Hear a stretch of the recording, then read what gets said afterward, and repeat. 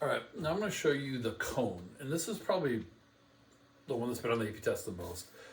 Um, Cone's a little trickier because it has three variables. The volume of cone is 1/3 pi r squared h. Okay, it's 1/3 of a cylinder is what it is. And the problem is it has three variables.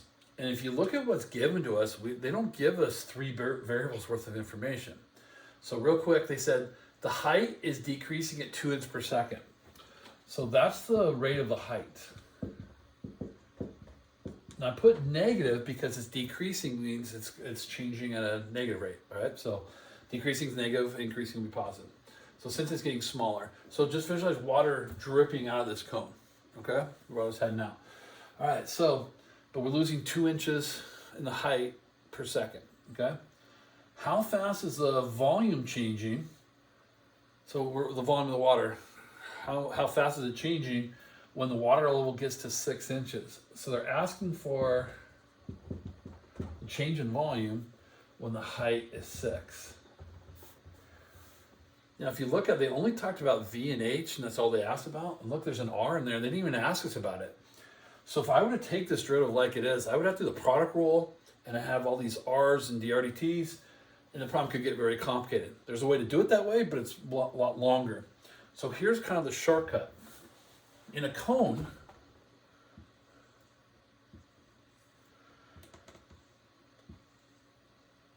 if you see that triangle and then the triangle of water, those are similar triangles. So the triangle, when it's full in the triangle, so it turns out the ratio of the radius to the height, because remember, if triangles are similar, that the sides are proportional. Well, to prove something is similar, I have to show at least two angles are equal. Well, clearly they have both right angles, and these are equal by corresponding, if you remember those days, and they both share that angle, reflexive property. I mean, there's at least two angles equal. So we know that all three angles are equal, so therefore they're similar triangles. If the triangles are similar, they're in a ratio. So what we do is, what we're saying is the radius and the height of the water is the same ratio as the radius and height when it's full. So we know that R over H is 8 over 12 because we know it's in the ratio of 8 to 12 because the sides are proportional. Now that reduces to 2/3. So now if we want to solve for R is 2/3 H. Now why am I solving for R? I want to get rid of R because there's no R talked about. So I could take R as 2/3 H and replace it in here.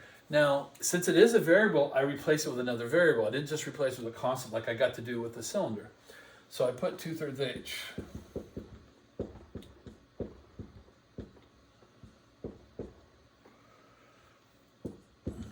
I multiply it out,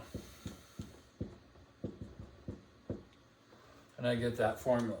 All right, so 1/3 times 4/9, 4/27 pi h cubed. So now you see I have a volume of this cone in terms of just the h. So now when I take the derivative, it should be simple.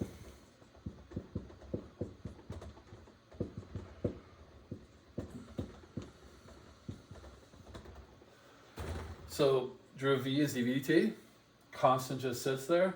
Derivative h cubed is 3h squared dh/dt. And then we just fill in the blanks. So dvt is what I'm looking for.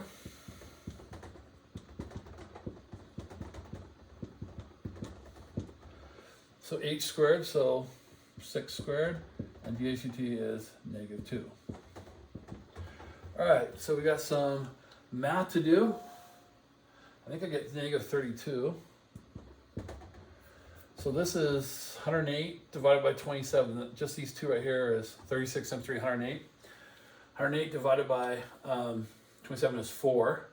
Times 4, 16, times -2 is -32. So dvt is -32, and the units are going to be cubic inches per second. Now we got a negative answer because the volume is getting smaller. So we're saying, oh, the volume is decreasing at 32. You don't have to say the negative. The negative tells you to say the word decreasing.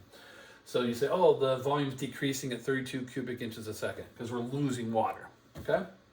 So the key to the cone, as soon as you start a cone, you can set up the symbol in triangles. Let's go put R over H, go, that's what R and H is, and I can replace it. Now, if they were talking about R and didn't want H, then I would solve for H here instead and plug in for H, okay? So we'll do more in class, but that's one of the cones.